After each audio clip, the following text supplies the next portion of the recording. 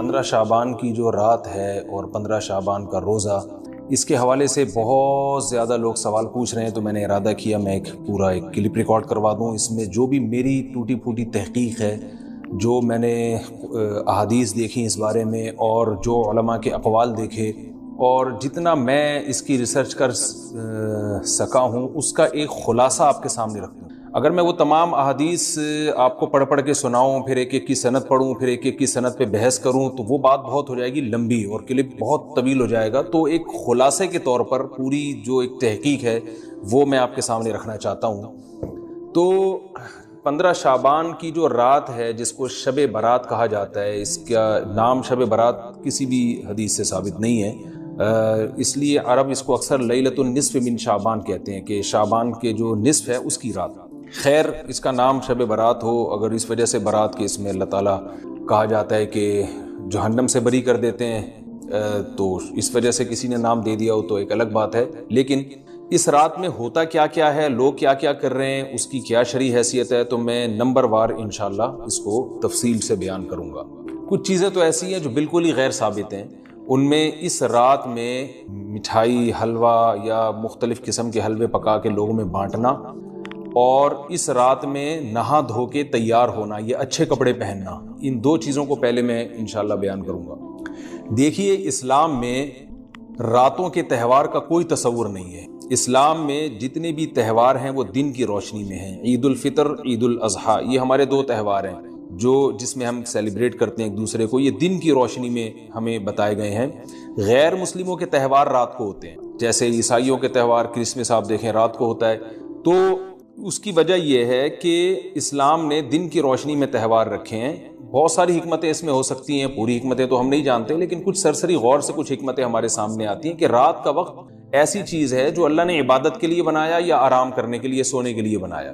رات میں اگر آپ سیلیبریٹ کریں گے کسی بھی عمل، یعنی کوئی خوشی منائیں گے، تو اس میں انسان کی گناہوں کی طرف توجہ زیادہ جاتی ہے۔ جیسے آپ دیکھیں کرسمس میں شرابیں پی جاتی ہیں، اور جو بھی غیر مسلموں کے تہوار ہیں اس میں بھی چراغاں ہوتا ہے رات کے وقت۔ تو جبکہ ہمارے ہاں جو عید الفطر ہے وہ دن کی روشنی میں ہم نماز پڑھ کے اس کی ابتدا کرتے ہیں۔ تو آپ کہہ سکتے ہیں کہ شب برات کو کوئی تہوار تو نہیں مانتا، تو دیکھیں تہوار زبان سے ماننا ضروری نہیں ہے۔ آپ اپنے عمل سے جب کوئی ایسا کام کرتے ہیں جو تہواروں میں کیا جاتا ہے، تو اس کا مطلب یہ ہوا کہ آپ اس کو تہوار مان رہے ہیں، یعنی آپ اس کو ایک خوشی کا دن مان رہے ہیں۔ تو نہانا دھونا یا کھانے پکا کے لوگوں میں تقسیم کرنا یا خود کھانا، اور خاص طور پہ حلوہ یعنی میٹھا، یہ چیزیں تہواروں کے موقع پر ہوتی ہیں۔ جیسے ہم عید الفطر والے دن صبح سوئیاں بناتے ہیں، میٹھا بناتے ہیں، کھاتے ہیں، لوگوں کو کھلاتے ہیں، نہاتے ہیں، اچھے کپڑے پہنتے ہیں۔ جمعے والے دن بھی، جمعے میں بھی عید کا عنصر ہے، حدیث میں اس کو بھی عید قرار دیا، اس دن بھی ہم نہا دھو کے کپڑے پہنتے ہیں۔ تو جو لوگ 15 شعبان کی رات کو نہاتے دھوتے ہیں، اسپیشلی اس رات کو کہ بھئی آج کوئی تہوار ہے یا آج کوئی خوشی کا دن ہے، اور مٹھائیاں کھاتے ہیں یا حلوے پکاتے ہیں، تو وہ زبان سے اس کو تہوار نہ بھی کہیں، اپنے عمل سے یہ بتاتے ہیں کہ یہ تہوار ہے، جبکہ یہ تہوار نہیں ہے۔ اسلام میں کوئی اس کی ایک ضعیف روایت بھی نہیں ہے کہ آپ صلی اللہ علیہ وسلم نے، میرے علم میں نہیں ہے کم از کم، ہو سکتا ہے کوئی موضوع من گھڑت روایت موجود ہو جس میں کوئی کہیں بھی نہیں ہے کہ آپ صلی اللہ علیہ وسلم نے اس رات کو ہمیں نہانے کا حکم دیا ہو، یا اچھے کپڑے پہننے کا حکم دیا ہو، یا کھانے پینے کا یا حلوے کھلانے کا، حلوے مانڈے کا ہمیں حکم دیا ہو۔ تو اللہ کا واسطہ یہ بدعت ہے، اس کو ختم کریں اپنے معاشرے سے۔ اور اسلام میں تہوار کا ٹائم دن میں ہوتا ہے۔ عید الفطر، عید الاضحیٰ ہے جس میں ہم دن میں قربانی کرتے ہیں اور کھاتے ہیں، پیتے ہیں، نہاتے ہیں، دھوتے ہیں۔ راتوں کے یہ کام نہیں ہے، رات کو آپ سوئیں یا عبادت کریں۔ تو ایک چیز تو یہ تھی جو میں بتانا چاہ رہا تھا۔ دوسری چیز، اس رات کو قبرستان جانا۔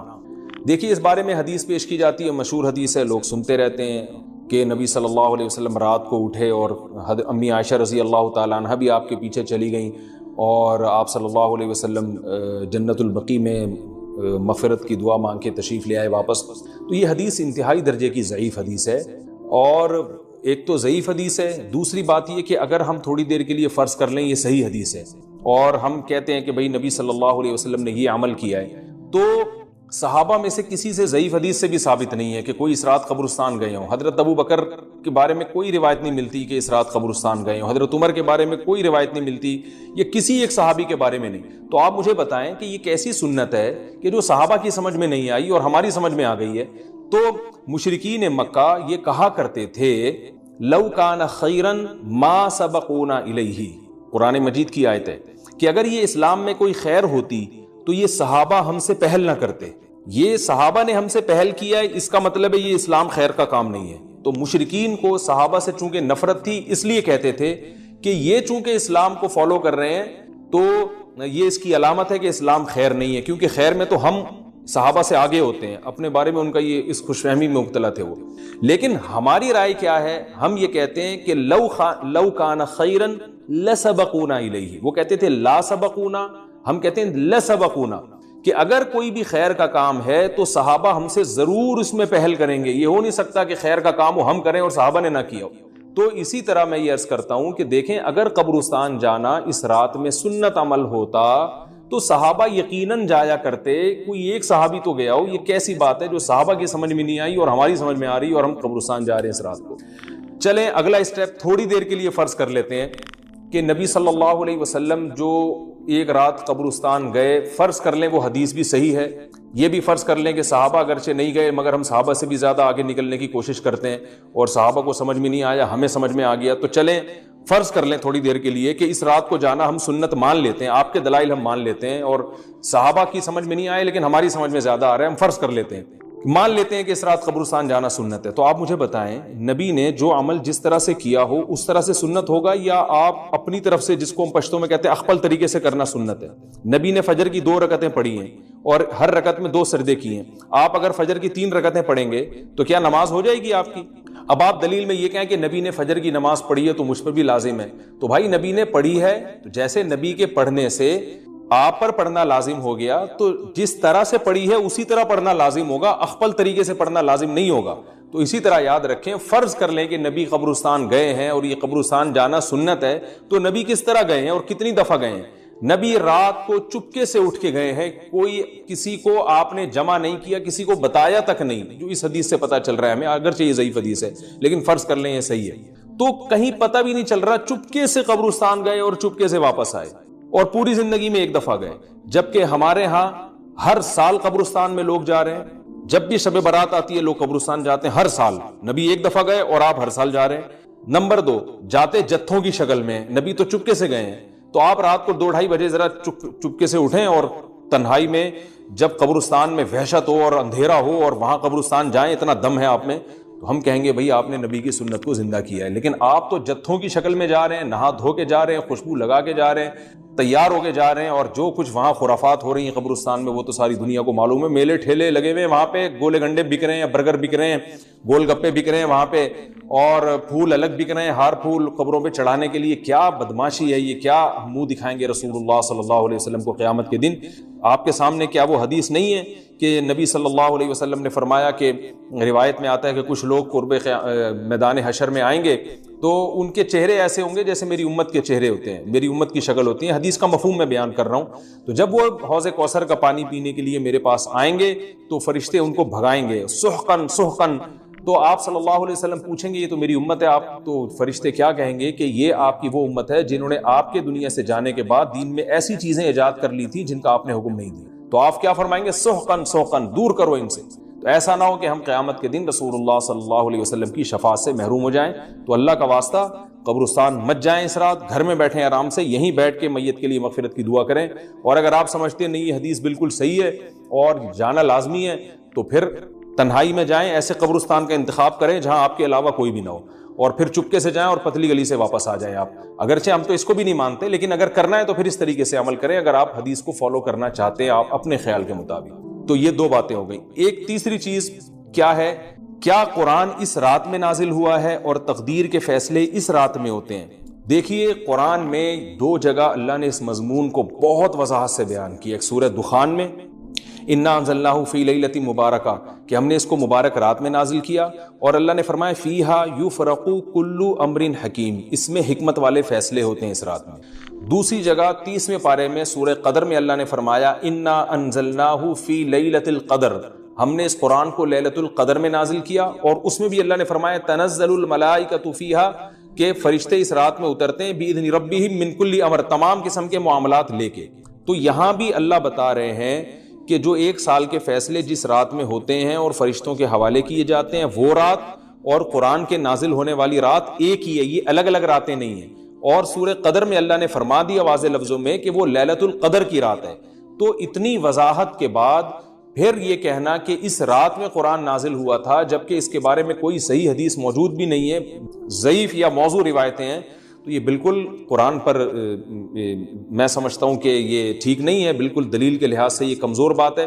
اگرچہ بعض علماء اس طرف گئے ہیں اور انہوں نے تعویل کی ہے، انہوں نے یہ تعویل کی ہے کہ قرآن جو ہے آسمان دنیا پہ آیا لیلۃ القدر میں اور وہاں سے جو نیچے نزول شروع ہوا ہے وہ شب برات میں ہوا ہے، لیکن یہ تعویل عقل سے بعید ہے اور اس تعویل کی ہمیں ضرورت بھی نہیں ہے. 2 صحیح حدیثیں ٹکرا رہی ہوں یا قرآن کی آیت کسی ایسی متواتر حدیث سے ٹکرا رہی ہو تو پھر تو وہاں ہمیں تطبیق دینے کی ضرورت پیش آتی ہے، جب قرآن کے مقابلے میں کوئی حدیث ہی نہیں ہے، صحیح حدیث بھی نہیں ہے. حالانکہ قرآن کے مقابلے میں تو فقہا کہتے ہیں کہ اگر صحیح حدیث بھی ہو، متواتر نہ ہو، صحیح حدیث بھی ہو تو وہ بھی ظنی ہوتی ہے، تو اس حدیث کو رد کیا جائے گا، قرآن میں تعویل نہیں کی جائے گی. لیکن یہاں تو صحیح حدیث بھی نہیں ہے، یہاں تو ایک ضعیف روایت ہے اور ضعیف اقوال ہیں، آپ اس کو کیسے قرآن کے مقابلے میں لا سکتے ہیں؟ تو جو بالکل بے غبار بات ہے وہ یہی ہے کہ اللہ تعالیٰ نے قرآن مجید کو لیلۃ القدر میں نازل کیا جو رمضان کے آخری عشرے میں ہوتی ہے، اور اسی لیلۃ القدر میں فیصلے بھی ہوتے ہیں. اور بعض لوگ کہتے ہیں اس میں حرج کیا ہے کہ ہم 15 شعبان کو بھی فرض کر لیں، اس میں قرآن نازل ہوا اور لیلۃ القدر میں بھی. بھائی اس سے لیلۃ القدر کی ویلیو کم ہوتی ہے. اللہ تو لیلۃ القدر کی ویلیو بڑھا رہے ہیں کہ یہ ایسی رات ہے جس میں 1 سال کے فیصلے بھی کر دیے جاتے ہیں اور اس میں قرآن مجید کا نزول بھی شروع ہوا. تو جس رات کو اللہ نے جو پروٹوکول دیا ہے وہی پروٹوکول اس کو دینا چاہیے، آپ اس کو کسی اور رات کو نہ دیں وہ پروٹوکول. تو یہ تیسرا مسئلہ ہوا. پہلا مسئلہ حلوے مانڈے کا اور نہانے دھونے کا، وہ بھی غلط ہے. دوسرا مسئلہ قبرستان جانے کا، وہ بھی ٹھیک نہیں ہے. تیسرا مسئلہ کہ اس رات میں قرآن نازل ہوا اور فیصلے ہوتے ہیں، یہ تیسری بات بھی غلط ہے. نہ تو اس رات میں قرآن نازل ہوا اور نہ اس رات میں فیصلے ہوتے ہیں. چوتھی چیز کہ کیا اس رات میں عبادت کی کوئی فضیلت ہے سرے سے یا نہیں ہے، یہ ایک علمی مسئلہ ہے. تو اس بارے میں خوب اچھی طرح سمجھ لیں کہ اس بارے میں جتنی بھی احادیث ہیں جو اس رات کی فضیلت کے بارے میں ہیں کہ بنو کلب کی بکریوں کے برابر مغفرت ہوتی ہے اور بکریوں کے بالوں کے برابر، اور یا جو بھی اس بارے میں روایات ہیں کہ سب کی بخشش ہو جاتی ہے سوائے اس شخص کے جو کسی کے دل میں کینہ رکھتا ہے، تو یہ جتنی اس رات کی فضیلت میں احادیث ہیں تو ایک بات تو خوب اچھی طرح سمجھ لیں، اس پر تمام محدثین کا، جہاں تک میں نے دیکھا ہے، تمام محدثین کا اتفاق ہے کہ اس کی فضیلت میں صحیح حدیث ایک بھی نہیں ہے. اس رات کی فضیلت میں ایک بھی صحیح حدیث موجود نہیں ہے. لیکن ضعیف روایتیں اتنی کثرت سے ہیں کہ ایک الگ محدثین کا اصول ہے کہ جب ضعیف روایتیں کی سندیں زیادہ ہو جائیں تو وہ حسن بن جاتی ہے، یعنی قابل قبول ہو جاتی ہے وہ، کیونکہ بہت ساری کمزور چیزیں مل کے اس میں کچھ قوت پیدا کر دیتی ہیں. تو اب جن علماء نے احادیث کے ضعف کی طرف دیکھا کہ ایک بھی صحیح روایت نہیں ہے، انہوں نے اس رات کا بالکلیہ انکار کر دیا کہ اس رات کی سرے سے کوئی فضیلت نہیں ہے. لیکن جن علماء نے اصول حدیث کی طرف دیکھا اور فقہ کے ایک اصول کی طرف دیکھا کہ کثرت روایات درجہ حسن تک پہنچ جاتی ہیں ضعیف روایات، تو انہوں نے کہا کہ بالکل اس رات کی فضیلت کا انکار ہی سرے سے کر دینا یہ غلط ہے. تو جمہور اس طرف گئے ہیں کہ اس رات کی فضیلت کا بالکلیہ انکار کر دینا یا اس کی عبادت کی فضیلت کا بالکلیہ انکار کر دینا یہ ٹھیک نہیں ہے. لیکن کچھ علماء، وہ بھی بڑے محقق علماء ہیں، وہ اس طرف گئے ہیں کہ اس رات کی سرے سے کوئی فضیلت اسلام میں ہے ہی نہیں. اب میں دونوں طرف کے علماء کا کچھ تھوڑا سا تجزیہ پیش کرتا ہوں. تو جو علماء یہ کہتے ہیں کہ اس رات کی فضیلت ہے اور فضیلت میں کثرت سے روایات ہیں اور اس میں بڑے بڑے علماء داخل ہیں، امام شافعی رحمہ اللہ تعالی جیسے مجتہد بھی ہیں جو اس رات کی فضیلت کے قائل ہیں. باقی ائمہ سے مجھے جو ہے نا امام ابو حنیفہ سے کچھ نہیں ملا اس رات کی فضیلت کے بارے میں، اور امام احمد ابن حنبل سے بھی مختلف روایات ملی ہیں، اس لیے میں جزم سے کسی اور امام کے بارے میں نہیں کہہ سکتا. لیکن امام شافعی سے بہرحال اس کی فضیلت صراحتاً منقول ہے، اگرچہ انہوں نے بھی اعتراف کیا ہے کہ اس کی روایات کے بارے میں جتنی اس بارے میں روایات ہیں وہ ضعیف ہیں. لیکن وہی ایک اصول ہے کہ جب ضعیف روایات بہت کثرت سے ہوتی ہیں تو درجہ حسن تک پہنچ جاتی ہیں. تو اس اصول کے تحت جمہور اس کے قائل ہیں کہ اس رات میں عبادت اگر ہم کرتے ہیں تو دوسری راتوں کی نسبت ہمیں ثواب زیادہ ملتا ہے. لیکن جو بعض دوسرے علماء جو بالکل ہی اس رات کی فضیلت کے منکر ہیں، ان کے دلائل میں یہ ہے کہ یہ بات اگرچہ درست ہے کہ اگر ضعیف روایات کثرت سے ہوں تو وہ درجہ حسن تک پہنچ جاتی ہیں، لیکن وہ کہتے ہیں کہ کچھ قرائن ایسے ہیں جن قرائن سے پتہ چلتا ہے کہ جو ہے ان قرائن کو اگر سامنے رکھا جائے تو وہ ان کی رائے یہ ہے کہ پھر ان کا خیال یہ ہے کہ ان کا رجحان اس طرف ہے کہ اس رات کی سرے سے کوئی فضیلت نہیں ہے۔ ان قرائن میں ایک چیز یہ بھی ہے کہ اس کے بارے میں جو روایات ہیں ان میں بہت زیادہ ثواب کی بشارت سنائی گئی ہے۔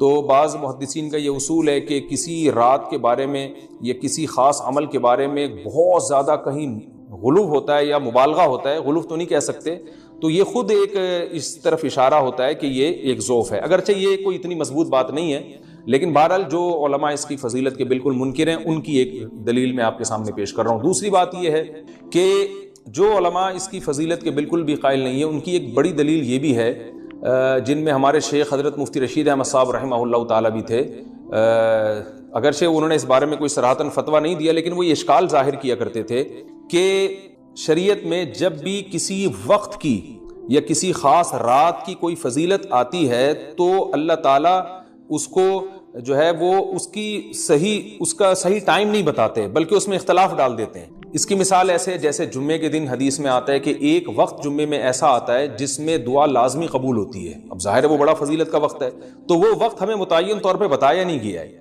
اس لیے علماء کا اس میں اختلاف ہوا، بعض نے کہا عصر کے بعد، بعض نے کہا کہ 2 خطبوں کے درمیان۔ لیلۃ القدر کو دیکھ لیں، لیلۃ القدر کی فضیلت میں قرآن بھی ہے، بہت ساری احادیث ہیں، لیکن لیلۃ القدر کی رات ہے کون سی یہ اللہ نے اس میں ابہام ڈال دیا۔ تاخراتوں میں 21 بھی ہو سکتی ہے، 23 بھی ہو سکتی ہے، بعض بلکہ حدیث سے 22ویں رات کا بھی ہونا ثابت ہے، زیادہ امکان 27ویں رات کا ہوتا ہے، تو وہ متعین نہیں ہے۔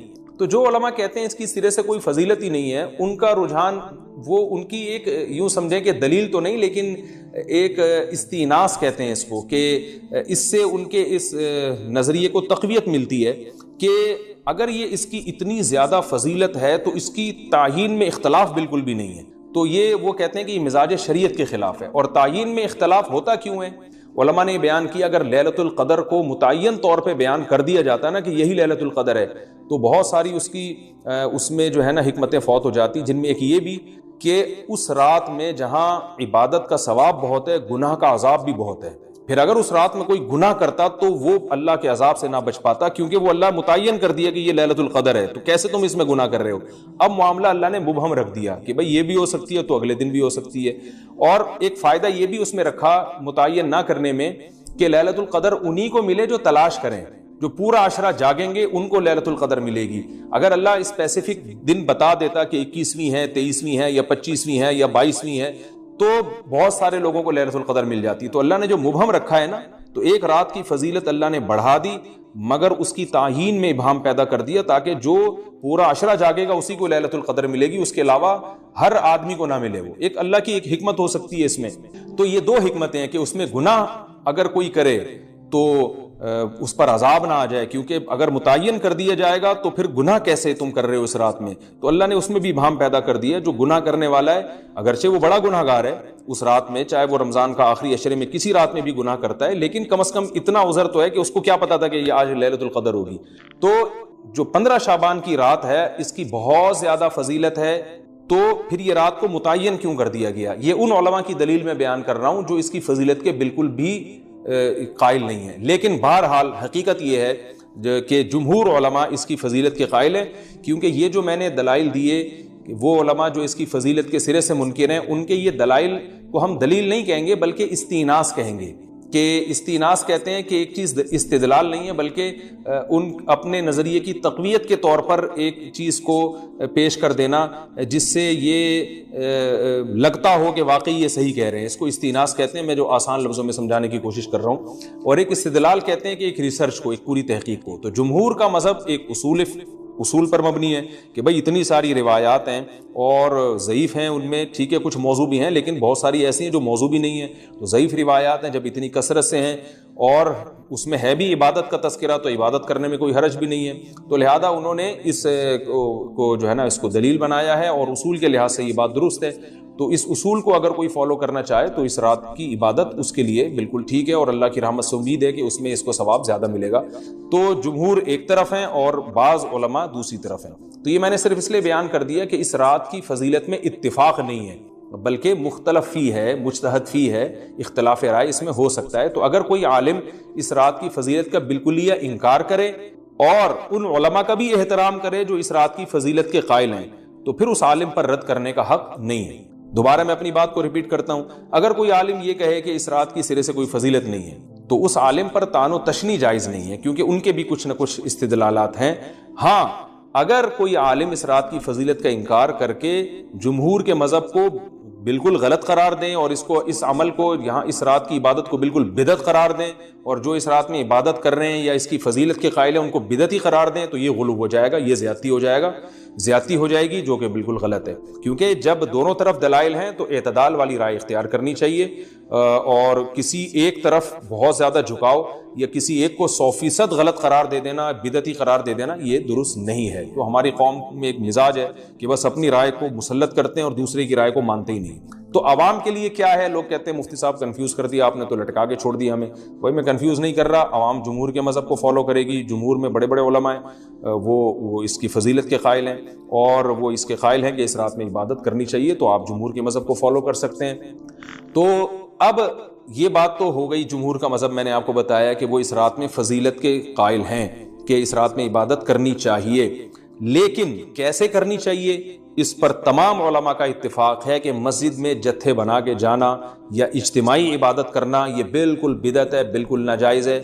اسی طرح کوئی مخصوص قسم کی نماز پڑھنا کہ پہلی رکعت میں یہ والی صورت، تو دوسری میں یہ والی صورت، تو تیسری میں یہ والی صورت، یہ بالکل بدعت ہے۔ صلاۃ التسبیح کی جماعتیں بدعت ہیں۔ تو ایک ہی راستہ ہے آپ کے پاس، آپ عبادت کرنا چاہتے ہیں تو انفرادی طور پر ایسے عبادت کریں جیسے عام دنوں میں آپ عبادت کرتے ہیں، یہ ویسے ہی نماز پڑھیں جیسے عام دنوں میں نماز پڑھتے ہیں۔ کوئی مخصوص صورتیں، مخصوص رکعتیں نہیں ہیں، جتنی اللہ توفیق دے تنہائی میں آپ 2 رکعتیں، تہجد کی 4 رکعتیں، 6 رکعتیں، 8 رکعتیں، 16 رکعتیں، جتنی اللہ توفیق دے آپ رات کو کھڑے ہو کر انفرادی نماز پڑھیں، دعائیں مانگیں اللہ تعالیٰ سے، قرآن کی تلاوت کریں، تسبیحات کریں، جتھے نہ بنائیں مسجد میں، چراغاں نہ کریں، بتیاں نہ لگائیں، قبرستانوں پہ رش نہ کریں، یہ سب ناجائز اور سب حرام ہے، گناہ ہے، اس کا اسلام میں کوئی تصور نہیں۔ کرنا ہے تو صرف ایک کام آپ کر سکتے ہیں کہ صرف عبادت کریں، اور اللہ کی رحمت سے امید کی جا سکتی ہے کہ اللہ تعالیٰ اس رات میں آپ کو عبادت کا دوسری راتوں کی نسبت ثواب عطا فرمائے گا۔ کیونکہ آپ اگر جمہور علماء جوانی میں تسبیح کی عادت ڈال لو، سمجھتے ہو؟ نہیں آ رہی سمجھ میں؟ جوانی میں کیا عادت ڈال لو؟ نبی صلی اللہ علیہ وسلم نے فرمایا، صحیح بخاری کی آخری حدیث، کلیمتان خفیفتان علی اللسان ثقیلتان فی المیزان حبیبتان الی الرحمن سبحان اللہ وبحمدہ سبحان اللہ العظیم۔ 2 کلمات زبان پہ بہت ہلکے، ترازو میں بہت بھاری اور رحمان کو بہت محبوب۔ ایک سبحان اللہ وبحمدہ، دوسرا سبحان اللہ العظیم۔ یہ آپ نے اگر جوانی میں اپنے آپ کو ذکر کا عادی بنا دیا، بڑھاپا بڑا اچھا گزرے گا۔ ہماری مسجد میں ایک بزرگ ہیں، پابندی سے تراویح پڑھتے ہیں۔ آج فجر میں پتہ چلا کہ روزانہ 20 پارے تلاوت کا معمول، میرا خیال ہے 70 سال عمر تو ہوگی، 70 سال میں روزانہ کتنے پارے پڑھ رہے ہیں؟ 20۔ کیا یہ عادت انہوں نے بڑھاپے میں ڈالی ہے؟ بڑھاپے میں اتنی ہمت نہیں ہوتی۔ یہ عادت کب سے پڑی ہوئی ہوتی ہے؟ جوانی میں روز 20 نہیں پڑھتے ہوں گے، 2 پڑھتے ہوں گے، 3 پڑھتے ہوں گے، لیکن جیسے جیسے عمر بڑھ رہی ہے وہ تعداد کم ہونے کے بجائے، بولو، وہ شوق بڑھتا چلا جا رہا ہے۔ عین ممکن ہے کچھ دنوں کے بعد یا چند سالوں کے بعد صحت اجازت نہ دے، عین ممکن ہے، لیکن شوق تلاوت کا کم ہونے کے بجائے بڑھے گا، اور اللہ اجر کس پہ لکھے گا؟ شوق پہ۔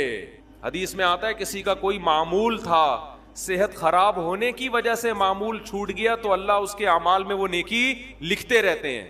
جیسے کسی نے ہمیشہ رمضان میں روزے رکھے ہوں، بڑھاپا آ گیا، شوگر، بیماریوں کی وجہ سے روزہ نہیں رکھ پا رہا، تو اب یہ تھوڑی کہ اللہ اس کا اجر ضائع کریں گے، اللہ کہیں گے تو نے ہمیشہ رکھے ہیں، اب مجبور ہے تو میں تیرے اعمال میں روزے لکھتا چلا جاؤں گا۔ تو آج آپ نے اپنے آپ کو، میرے بھائی، اللہ کا تھوڑا تھوڑا اللہ کا ذکر کی عادت ڈالو۔ میں نہیں کہہ رہا آپ سے زیادہ نہیں ہوتا تو वहशत ना पैदा, थोड़ा कर लो, आज थोड़ा करोगे, कल इस थोड़े में ऐसी लज्जत होगी कि अल्लाह इस मिकदार को बढ़ा देगा। हदीस में आता है सुबहान अल्लाहि वल्हम्दुलिल्लाहि वला इलाहा इल्लल्लाहु वल्लाहु अकबर, ये कलिमात अहब्बु इलल्लाहि मिम्मा तलअतिश शम्स औ कमा क़ाल सल्लल्लाहु अलैहि वसल्लम। सूरज जिन चीजों पे तुलू होता है, जाहिर है सूरज तो पूरी दुनिया पे तुलू होता है, उन तमाम चीजों में अल्लाह को सबसे ज्यादा महबूब ये कलिमात है। और देखो इसमें अल्लाह का कोई फायदा नहीं है, अल्लाह की आप हम्दो सना करें, अल्लाह का कोई फायदा नहीं है। अल्लाह ये चाहते हैं मेरे बंदे अपनी जबान से मेरा नाम लिया करें, अल्लाह को इस बात की खुशी होती है। हमारे हजरत एक शेर पढ़ा करते थे, ये जो अहलुल्लाह होते हैं ना, इनको जिक्र की बड़ी आदत पड़ जाती है, बार बार अल्लाह का नाम लेते लेते ना, शुरू में तो इंसान को आदत नहीं होती, जब नाम लेता है बार बार जिक्र, तो फिर उसका टाइम अल्लाह के जिक्र के बगैर पास नहीं होता, फिर उसको एक कमी महसूस होती है। किसी को चाय की आदत पड़ जाए, चरस की आदत पड़ जाए, सिगरेट की आदत पड़ जाए, नहीं मिले तो तड़पता है ना।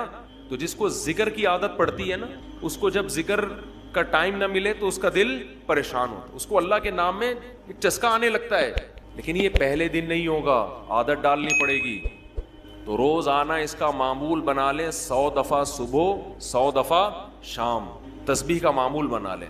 इससे क्या होगा, अभी शायद दिल न लगे आपका, लेकिन जैसे जैसे उम्र बढ़ेगी अल्लाह के नाम का चस्का लगना शुरू, बुढ़ापा बहुत अच्छा गुजरेगा, अल्लाह को याद करके गुजरे। खोपड़ी शरीफ में बात आ रही है कि नहीं आ रही? और अगर हर वक्त दुनिया के तस्करे करते रहे ना, हर वक्त वीडियो गेम लेके बैठे हुए, पबजी खेल रहे हैं, सांप वाला तो सांप वाला खत्म हो गया, अब आ रहा है सांप वाला, नोकिया में आता था सांप लंबा होता जा रहा है, उसको पता नहीं फजूल टाइम वेस्ट कर रहे हो। हम परेशान होते हैं यार, हमारे पास कामों को निपटाने का टाइम नहीं मिलता।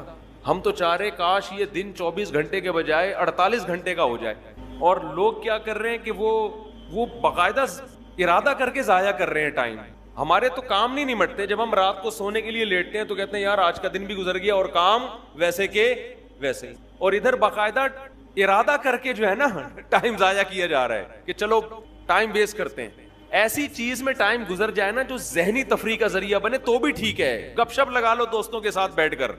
ये क्या है यार, दिमाग को खामखा का थका रहे हो बैठ के। तो अगर पबजी खेलने की आदत डाल ली तो जाओ गोरों का बुढ़ापा देखो, ओल्ड हाउस में बुढ़ापे में स्नोकर खेलते हैं, कैरम बोर्ड खेलते हैं, लिड्डो का नहीं मुझे पता, ये चीजें खेल रहे होते हैं बुढ़ापे में। और हमारा बूढ़ा बुढ़ापे में एक एक दिन में 20-20 पारे खत्म कर रहा है। समझते हो कि नहीं? वो नमाज में दिल बहला रहा है, वो तहज्जुद में उसका टाइम गुजर रहा है।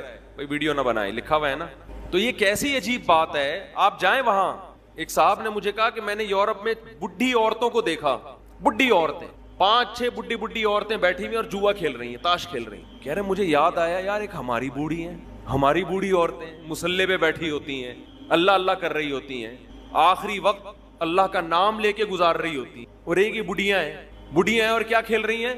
ताश के पत्ते। अच्छा लगते हैं बुढ़ापे में ये। हमारे बूढ़े को देखो, आदमी का दिल चाहता है इससे दुआ करवाए कि बाबा जी मेरे भी सर पे हाथ रख दो।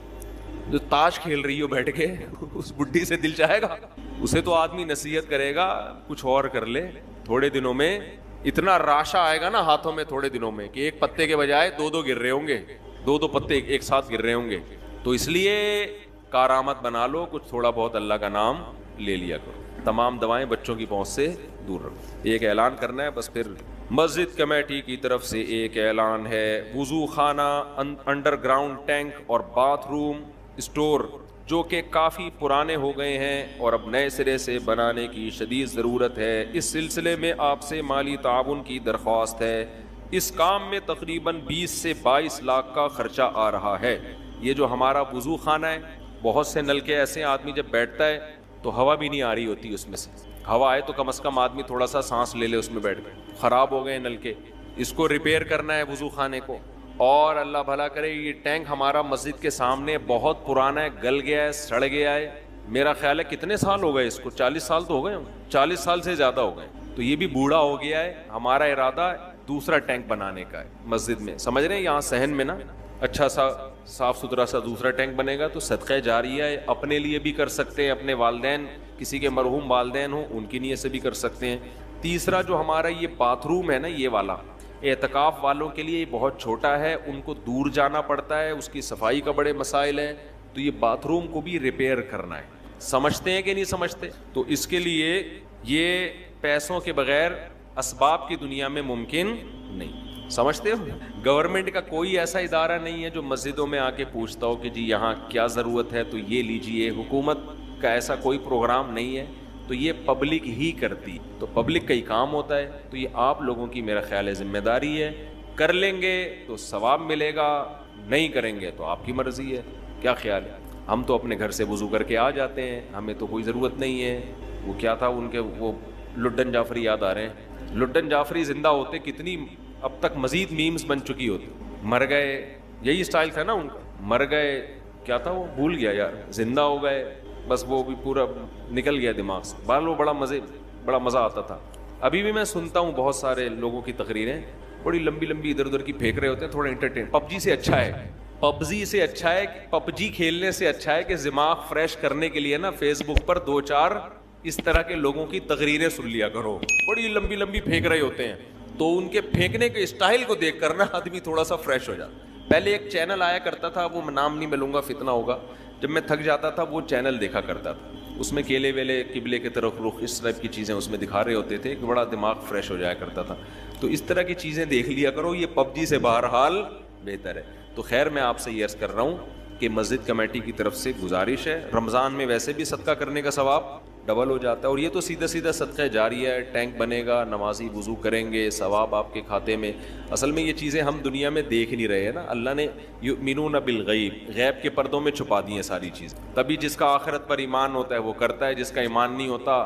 اب دیکھو کوئی ایسا بزنس ہو جس میں آپ کو یقین ہو کہ 1 لاکھ روپے دوں گا تو اگلے مہینے پروفٹ 2 لاکھ ہوگا, تو ہر آدمی نوٹوں کی گڈیاں لے کے قرضے لے کے آ کے کھڑا ہوا ہوگا, چوری کر کے لا کے دے رہا ہوگا کہ یار میں اس سے بعد میں معافی مانگ لوں. تو غیب کے پردوں میں اللہ نے جو چیز ڈال دی ہے تو وہ غیب نہیں. حضرت عثمان رضی اللہ تعالیٰ عنہ نے کنویں خرید کے وقف کیے, کتنا آج تک وہ وقف کنویں موجود ہیں. آج تک حضرت عمر کا وہ وقف باغ مدینہ میں موجود ہے. حضرت عمر نے باغ خرید کے اللہ کے نام پہ وقف کر دیا, آج بھی وہ مدینہ میں موجود ہے.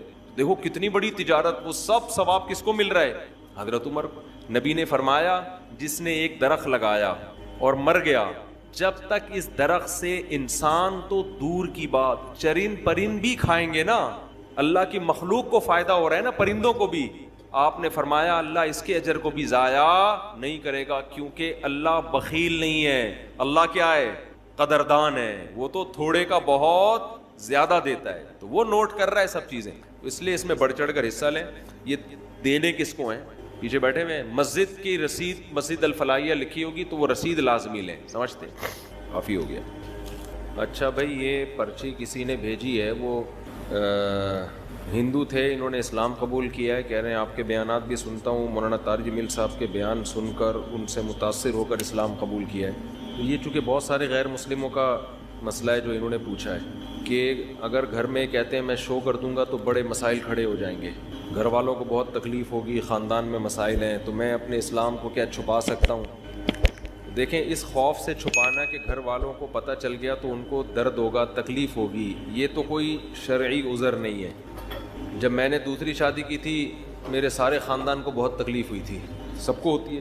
تو اب آپ پہلی شادی کریں تو بھی تکلیف ہوتی ہے. آج کل آپ اگر پہلی ٹائم پہ کر لیں نا تو سب کو تکلیف ہوتی ہے. ابھی کوئی عمر تھی تمہاری شادی کرنے کی؟ لوگ اس طرح بات کر رہے ہو. تو اگر آپ نے اسلام قبول کیا ہے, آپ بتائیں گے تو گھر والوں کو تکلیف ہوگی اس سے, تو یہ کوئی شرعی عذر نہیں ہے. ان کا تکلیف ہونا غلط ہے بھائی, کیوں ہو رہی ہے.